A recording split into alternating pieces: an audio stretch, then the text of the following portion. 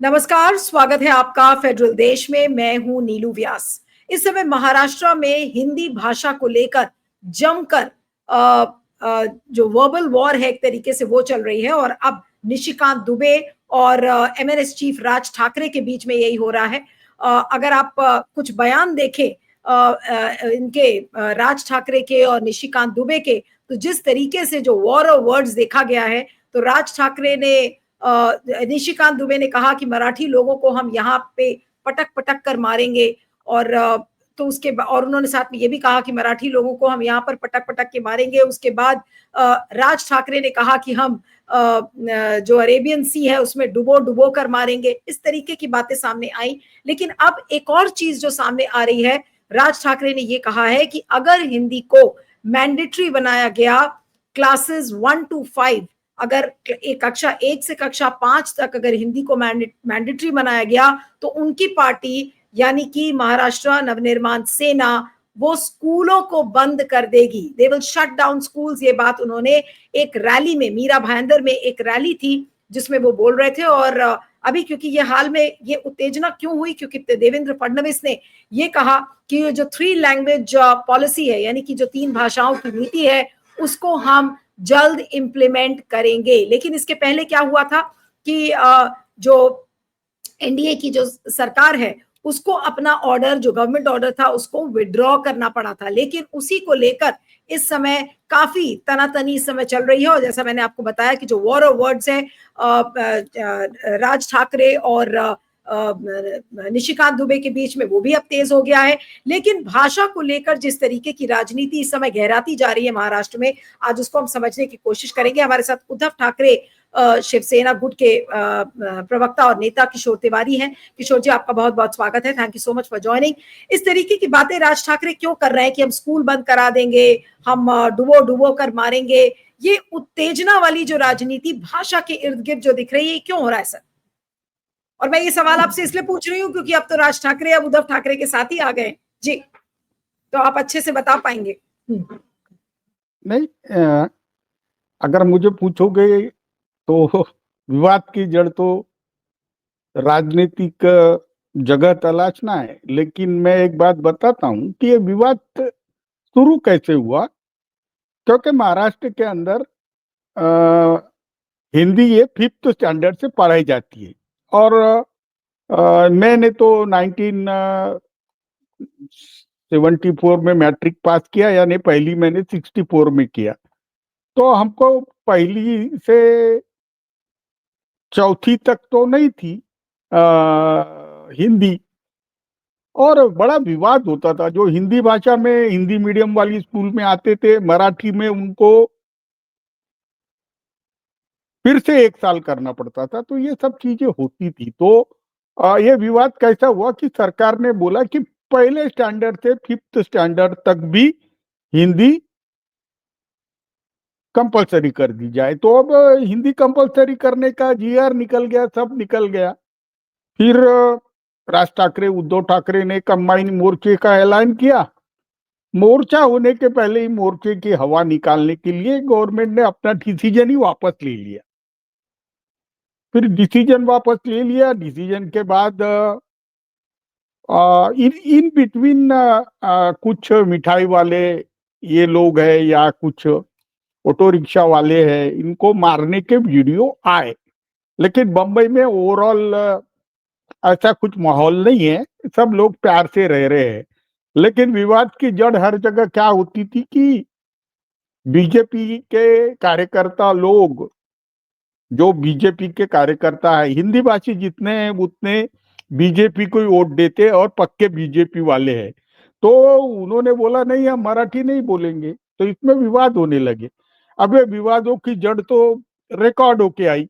अब मीरा भाईंदर में मारा वारा वो तो सब ठीक था। हाँ, मारने वाले कौन थे मुझे मालूम नहीं। जबकि राज ठाकरे ने खुद ने बोला है कि आप वीडियो तैयार मत करो। तो मनसे वाले तो वीडियो तैयार नहीं करेंगे।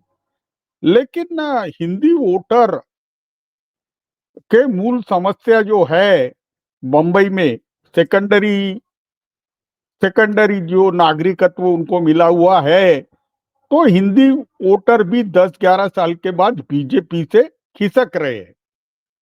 तो ये एक सोची समझी साजिश के तहत ये हो रहा है। अभी कौन लोग है मुझे मालूम नहीं, कौन किसको कनपट पे मार रहा है, लेकिन अब देखो हिंदी भाषी या अब ज्यादा हिंदी भाषी बोले तो यहाँ पर अमराठी लोग है कौन?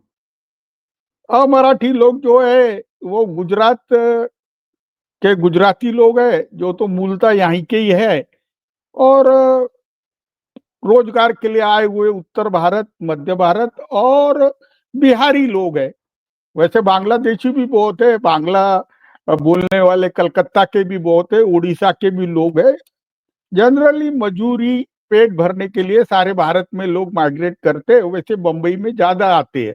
जैसे उत्तरांचल के लोग दिल्ली में भरे पड़े हैं, तो ये सब चल रहा है। लेकिन ऐसा इनमें कोई विवाद नहीं है, इनमें कोई विवाद नहीं है। विवाद कैसा रहता कि अब किसी को खड़ा रहना है तो वो झापड़ मार के वीडियो बनाकर वो चर्चा में आएगा। फिर हिंदी भाषियों के हम ही हितैषी है बताने के लिए बीजेपी वाले कूद पड़ेंगे। लेकिन इस विवाद में मैं बता रहा हूं नीलू, बीजेपी का कोई भी नेता किसी भी चैनल पे आ नहीं रहा है। इक्का दुक्का एकनाथ शिंदे वाला आ जाता, दूत वाला भैया वगैरह, तो वो सब चलता है क्योंकि एकनाथ शिंदे ये इनडिसिप्लिन पार्टी है, इसके नहीं, तरफ से लेकिन कोई आपको भी नहीं लगता आता है। कि आपको नहीं लगता कि ये बात जो राज ठाकरे ने कही कि भाई अगर आप हिंदी मैंडेटरी कर देंगे तो हम तो स्कूल बंद करा देंगे, ये चीज कहीं कुछ ज्यादा एग्जैजरेटेड तो नहीं हो गई? आप स्कूल बंद कराने की बात कर रहे हैं तो ये तो चीज पार्टी के लिए बैकफायर करेगी ना। और फिर उल्टा बीजेपी और उनके लोग कहेंगे कि ये देखिए ये पार्टी तो ऐसी है कि ये स्कूल्स बंद करा रही है। ये कुछ ज्यादा एग्जैजरेटेड नहीं हो जाएगा फिर? नहीं, ये देवेंद्र और राज ठाकरे वगैरह मिली भगत है। क्या हुआ कि देवेंद्र ने राज ठाकरे की ये मीटिंग मीटिंग ऑर्गेनाइज कराई, पण देवेंद्र एक दिन पहले क्या बोल गए कि मैं त्रिभाषा वाला फार्मूला कंपलसरी करूंगा या नहीं करूंगा। हाँ, मेरे को अमित शाह और मोदी जी ने कहा है तो मैं करूंगा। अब उनकी मजबूरी है क्योंकि वो कुबड़ियां लेके बैठे हैं मोदी और शाह की, तो उन्होंने कंपलसरी करेंगे करके बोला। अब राज ठाकरे कूद गए क्योंकि राज ठाकरे के पास तो कॉपीराइट है ना मराठी लोगों के। वो कहीं मराठी लोगों के लिए कुछ करते नहीं, उनके रोजगार के लिए करते नहीं। हाँ, ठाकरे का तो बेटा वो अंबानी की शादी में पीछे के लाइन में डांस कर रहा था, तो ये सब चलता है, इनको सब चलते हैं। हाँ, तो इनके बच्चे कब विदेश में इंग्लिश में पढ़े हुए हैं, या तो इनका कोई मराठी वराठी का नहीं है, लेकिन राजनीति की जड़ें मराठी वोटर्स के साथ जुड़ी हुई है, ये बात है। लेकिन बाला साहेब ठाकरे के जमाने में बंबई यह शिवसेना के हाथ में सेफ है, लेकिन ये ऐसा मैसेज था। क्यों तो है नहीं तो ये जो हिंदी भाषा को लेकर पूरा विवाद है ये इस समय क्यों हो रहा है? आपको क्यों लग रहा है? महाराष्ट्र के चुनाव तो खत्म हो गए हैं, अब केवल और केवल एक चुनाव है, वो है बीएमसी का चुनाव। तो क्या उसमें अब अपनी प्रेजेंस बनाने के लिए राज ठाकरे और उद्धव ठाकरे ये लोग साथ आए, उसी तरीके से बीजेपी भी अपनी राजनीति कर रही है, निशिकांत दुबे उसमें छौकन लगा रहे हैं। तो क्या ये राजनीति इस समय बीएमसी के चुनाव को देखकर है? नहीं, मैं एक बात बताऊं तुमको, महाराष्ट्र के राजनीति में जितना अभूतपूर्व जीत हाँ देवेंद्र फडणवीस को या ये जो है उसके साथ जो चट्टे बट्टे हैं उनको मिलेगी, ऐसा उन्होंने भी कभी सोचा नहीं था। तो पॉलिटिकली तो इरेज हो गए ना ये लोग। राज ठाकरे तो 0.1% में भी नहीं आए, तो राज ठाकरे चुनाव क्यों लड़े ये भी मालूम नहीं मुझे। तो राज ठाकरे ये पिछले 3-4 चुनाव में संदर्भहीन व्यक्ति है, लेकिन भाषण अच्छा देते हैं और भड़काऊ भाषण देना उनकी स्टाइल ही है। हाँ, उनको लगता है कि ये लोग ये संदर्भ अभी चल जाएंगे, लेकिन ऐसे नहीं चलते संदर्भ, ये संदर्भ नहीं चलते। यहाँ पर महाराष्ट्र जो है उस महाराष्ट्र में दो महाराष्ट्र हो चुके हैं, एक है ग्रामीण महाराष्ट्र, दूसरा है बंबई वाला महाराष्ट्र। तो बंबई वाले महाराष्ट्र के समस्याएं अलग है और ग्रामीण महाराष्ट्र की समस्याएं पूरी अलग है। तो ये लोग ग्रामीण महाराष्ट्र की समस्याओं पे बात भी नहीं करते। इनका इनका कोई लेना देना नहीं है। ये केवल बंबई की राजनीति करते, क्योंकि बंबई ये कोई छोटी चीज नहीं है। महाराष्ट्र सरकार का बजट और बंबई का बजट तरीका ही चलता है और सारी योजनाएं हैं। तो खुद अमित शाह तड़ीपार थे तो वो बंबई में रहते थे। सारे उनके जितने भी 2 नंबर के धंधे हैं वो बंबई से ऑपरेट करते थे। नहीं, और लेकिन पूरे भाषा के मुद्दे पर क्या उद्धव ठाकरे और राज ठाकरे इस समय एक हैं? और क्या उद्धव ठाकरे जितनी बातें इस समय राज ठाकरे कह रहे हैं, क्या उसको वो अग्री करेंगे, जिन जिन बातों को वो कह रहे हैं, जिस तरीके के स्टेटमेंट्स और जिस तरीके के संबोधन वो कर रहे हैं? नहीं, राज ठाकरे ये बेसिकली क्या बोलते हैं या उनके कार्यकर्ता कोई कुछ भी करते हैं उसको हम कहीं इंडोर्स वगैरह नहीं करते। लेकिन उद्धव ठाकरे लेकिन ओवरऑल बोला जब तो यही सीएम थे, जाएगा ना सर कि उद्धव, बोला तो यही जाएगा कि उद्धव और राज ठाकरे अब एक हो गए। अरे भाई, ना इंसाफ लोगों को मारने के लिए कोई एग्रीमेंट थोड़ी किया है। मैं आपको स्पष्ट बता रहा हूं। और Uddhav Thackeray as a CM जब आए और उन्होंने जो काम किया, तो उन्होंने नॉर्थ इंडियन और मुस्लिम लोगों को अच्छे से प्रोटेक्शन दिया और उनकी इमेज में बहुत सारे हिंदी भाषी लोग हैं, उनके समर्थक में भी है। और इतना क्या, एक शब्द नहीं बोलती हमारी प्रियंका चतुर्वेदी, उनको कोरोना काल में उसने राज्यसभा में भेज दिया। हाँ, प्रियंका चतुर्वेदी अगर आप देखेंगे नीलू, तो बंबई में जिस सोसाइटी में रहते हैं वो सोसाइटी के चुनाव में भी हार गई थी। वो सोसाइटी के चुनाव में हार गई, वो किसी चुनाव में कभी आई नहीं। तो हम तो बहुत हमारे उनके ठाकरे परिवार के दिल के करीब है। हाँ, हिंदी साइडर। आप देखो ना, प्रियंका चतुर्वेदी को 6 साल के लिए राज्यसभा में भेज दिया और वो तो खुलकर अभी मोदी जी की बखान करते रहती है। हाँ, तो नहीं, ठीक है। हमारे जी जी।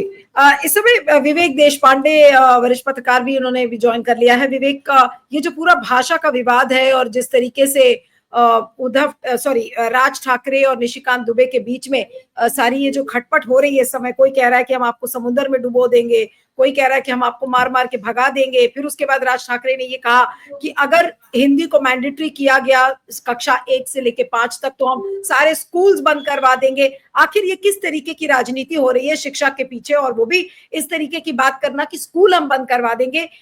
ये कहां तक लॉजिकल है जो बात राज ठाकरे ने कही? जी, नीलू, अब जब राजनीति ही करनी है तो फिर किस हद तक जाना है ये कौन तय करेगा, क्योंकि बीजेपी तो किसी भी हद तक जा सकती है। तो फिर राज ठाकरे के ऊपर ही हम सवाल क्यों पैदा करें? तो क्योंकि बीजेपी जिस तरीके से राजनीति करती है, अब देखिए पूरा ये जो सीक्वेंस ऑफ इवेंट है, इसमें बीजेपी किस शातिर तरीके से इस मुद्दे का इस्तेमाल कर रही है, स्पष्ट है। ऐसा है कि एक एक तो मतलब 2 महीने पहले लगभग ऐसी स्थिति थी कि राज ठाकरे और उद्धव ठाकरे इकट्ठा आएँगे। राज ठाकरे ने एक इंटरव्यू में ये कहा कि महाराष्ट्र के लिए हम इकट्ठा भी आ सकते हैं, और फिर उद्धव ठाकरे जी ने उनको रिस्पॉन्स भी दिया, पॉजिटिव रिस्पॉन्स दिया और वो प्रोसेस चल पड़ी थी। लेकिन उस बीच में देवेंद्र फडणवीस ने राज ठाकरे से मुलाकात कर उसके बीच में एक एक डिवाइड करने की भी कोशिश की 2 भाइयों के बीच में, और ऐसा लग रहा था कि शायद देवेंद्र फडणवीस ये नहीं होने देंगे।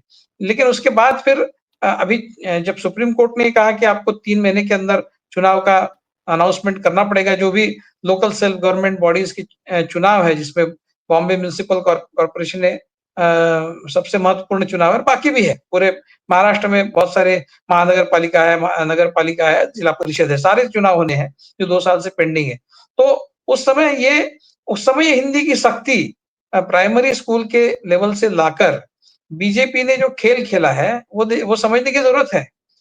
वो चाहते हैं कि हिंदी मराठी विवाद हो, बीजेपी चाहती है कि हिंदी मराठी विवाद हो।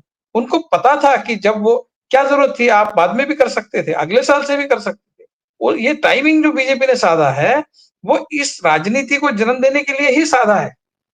वो चाहते हैं कि हिंदी मराठी डिवाइड हो, क्योंकि बीजेपी का गणित ये है कि हिंदी भाषी जो बंबई और उसके आसपास के सारे उपनगरीय क्षेत्रों में हिंदी भाषियों की जो तादाद बढ़ी है, उसका फायदा उठाया जाए, और मराठी जो उनका वोटर है, वो तो है ही अपनी जगह, वो तो भक्तगण जो है, सारे भक्त मंडली जो है बीजेपी की, मोदी जी की और आरएसएस की, वो तो चाहे हिंदी को महत्व दिया जाए मराठी के ऊपर, तो उनको कोई फर्क नहीं पड़ता। उनके लिए तो मोदी जी सर्वोपरि है, उनके लिए संघ सर्वोपरि है। वो तो हर हाल में बीजेपी को ही वोट करेंगे, ये उनको पता है। देखिए महाराष्ट्र में, वो बंबई में लगभग बंबई और उपनगरीय क्षेत्रों में लगभग 38% मराठी पॉपुलेशन अभी भी है। उसमें से आप मान लीजिए कि 15% भी कमिटेड वोटर है बीजेपी के, और जो 25% हिंदी भाषी लोग हैं, वो और ये 15% गुजराती लगभग 12-15% है। ये सारे मिलकर तो बीजेपी का खेल बहुत आसान कर सकते हैं, बीजेपी को पता है। चाहे फिर कितनी भी मारकाट क्यों ना हो जाए मराठी हिंदी के नाम पर, बीजेपी तो मारकाट की ही राजनीति करती है। सड़कों पर लोग आ जाए, झगड़े हो जाए, मारकाट हो जाए, उससे बीजेपी को फर्क नहीं पड़ता। रेबल राउजिंग ये तो बीजेपी के इलेक्शन का मेनस्टे है। तो रेबल राउजिंग कराना लोगों से, अपने नेताओं से। अब जिस तरह की बात दुबे जी ने कही, महाराष्ट्र के लिए बहुत ही अपमानजनक तरीके से उन्होंने ये बात रखी है। जो बीजेपी के नेता है दुबे, उसके खिलाफ फिर अभी राज ठाकरे बोल पड़े हैं। अब वो पटक-पटक कर मारेंगे ऐसा उन्होंने कहा, तो इन्होंने डुबे-डुबे कर मारेंगे ऐसा कहा। तो ये जो अब तो पूरा महाराष्ट्र की भी राजनीति, जो अंतर्गत राजनीति है, जो जिस तरह से विधान भवन में मारामारी हुई, ये सारा अब ऐसा है कि वायलेंस का ही इस्तेमाल करके और वायलेंट डिबेट का इस्तेमाल करके ही राजनीति करनी है। तो फिर हम राज ठाकरे को ही क्यों दोष दें? फिर तो बीजेपी उसमें सबसे आगे है आज, न केवल महाराष्ट्र में नहीं, पूरे देश में इस तरह की राजनीति करने में बीजेपी आगे है। तो हिंदी की शक्ति लाकर, हिंदी मराठी विवाद को जन्म देकर, ये सारा खेल बीजेपी महाराष्ट्र में चुनाव जीतने के लिए कर रही है। चुनाव जीतने के लिए डिवाइड एंड रूल, फिर कभी हिंदू मुसलमान हो, कभी हिंदी मराठी हो, तो इस तरह का एक डिवाइड एंड रूल का जो पॉलिसी है, उसकी जो राजनीति है, वो बीजेपी हर जगह करती है और महाराष्ट्र में भी कर रही है। इसलिए मैं बहुत ज्यादा राज ठाकरे जो, देखिए जो जिस तरीके से बाहर के स्टेट से आए हुए लोगों को मारा जाता है, उनको भाषा के नाम पर सख्ती की बात की जाती है, वो सारी गलत है, इसमें कोई शक ही नहीं है। किसी को आप हिंदी बोलने पर मजबूर करें, ये तो गलत है। लेकिन कुछ लोग ऐसे भी हैं जो कहते हैं कि हम मराठी बोलेंगे ही नहीं, हम तो मराठी का विरोध करेंगे। तो फिर इस तरह की बातें अगर आम होने लगे, तो राजनीति तो इसी हद, अपनी हद क्रॉस करेगी, और जिस सिविलिटी की हम अपेक्षा करते हैं राजनीति में, वो सिविलिटी कहीं भी नजर नहीं आएगी। उसके लिए राज ठाकरे को केवल दोष देना या फिर उद्धव ठाकरे को दोष देना, ये कहाँ तक जायज है? अब तो सारे इसी में कूद पड़े हैं। अब तो बीजेपी भी कूद पड़ी है, तो दुबे जी भी आ गए हैं। अब कल मोदी जी भी कहेंगे, अमित शाह भी कहेंगे, आरएसएस भी कहेगा। तो ये जो लेकिन भाषा विवाद, जो ये पूरा भाषा का विवाद है, ये कितना दूर या कितना आगे तक राज कुछ ठाकरे नहीं या है, नहीं, ये तो चुनाव तक ही रहेगा मुझे लगता है। और इसका दोहन जब तक चुनाव नहीं होते तब तक होता रहेगा। एक बार चुनाव हो जाए, ये सब मामला शांत हो जाएगा। लेकिन शुरुआत इसकी बीजेपी ने की है हिंदी की सख्ती करके, और उसका पुरजोर तरीके से विरोध राज ठाकरे और उद्धव ठाकरे कर रहे हैं, वो होगा ही। और ये हिंदी मराठी डिवाइड जो है, वो कहाँ तक रंग लाता है, वो विदर्भ में वगैरह तो उसका कोई बहुत ज्यादा असर नहीं होगा। लेकिन जहाँ पर मराठी को बहुत अहमियत दी जाती है, और इधर से क्लासिकल लैंग्वेज का भी एक मराठी को दर्जा दे दिया, तो बीजेपी दोनों तरफ से खेलती है। तो कहाँ तक ये राजनीति जाएगी और क्या रंग लाएगी? मुझे लगता है बीजेपी इसमें अपना विजय सुनिश्चित करने का ही प्रोग्राम एक बीजेपी ने इसके द्वारा इम्प्लीमेंट करने की शुरुआत की है, और देखते हैं ये कहाँ तक जाता है। पर्टिकुलरली बम्बई में इसका असर क्या होगा, बॉम्बे म्युनिसिपल कॉर्पोरेशन में इसका असर क्या होगा, ये देखने वाली बात होगी नीलू। चलिए, तो देखना होगा कि ये पूरा इशू कैसे प्ले आउट करता है, और इस चर्चा को यहाँ खत्म करते हैं। आप दोनों का बहुत बहुत शुक्रिया। किशोर जी मुस्कुरा रहे हैं, इसलिए मैं सोच रही हूँ एक कमेंट ले ही लेती हूँ। कुछ कहना चाह रहे सर? नहीं, विवेक नागपुर में रहता है और देवेंद्र जी के करीब है, क्या उसको मालूम है कि ये पूरी राजनीति देवेंद्र ही चला रहा है, और राज ठाकरे को जो दाना पानी मिलता है वो बीजेपी देती है, और घटिया राजनीति के लिए बीजेपी को वोट मिलते हैं तो बीजेपी किसी भी हद तक जाती है। अब निशिकांत दुबे पे तो बीजेपी ने इंटरनली कोई कार्रवाई की नहीं। हाँ, अब एक बड़ा स्टैंड लेके आना चाहिए। और विवेक ने बहुत अच्छा बोला, जब तक चुनाव होते नहीं तब तक तो इसका दोहन जैसे करना है वैसा करते रहेंगे। बिल्कुल। लेकिन मैं अभी बता रहा हूं कि महाराष्ट्र के कोर इश्यूज को इग्नोर कर ये सब कुछ हो रहा है।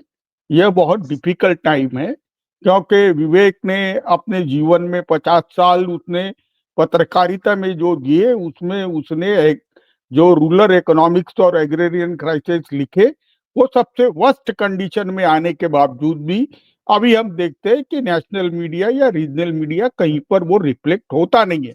और ये जवाबदारी सरकार की तो है नहीं, क्योंकि सरकार की विफलताएं कौन गिनेगा? पवार और ठाकरे जो है उन्होंने ये गिनना चाहिए।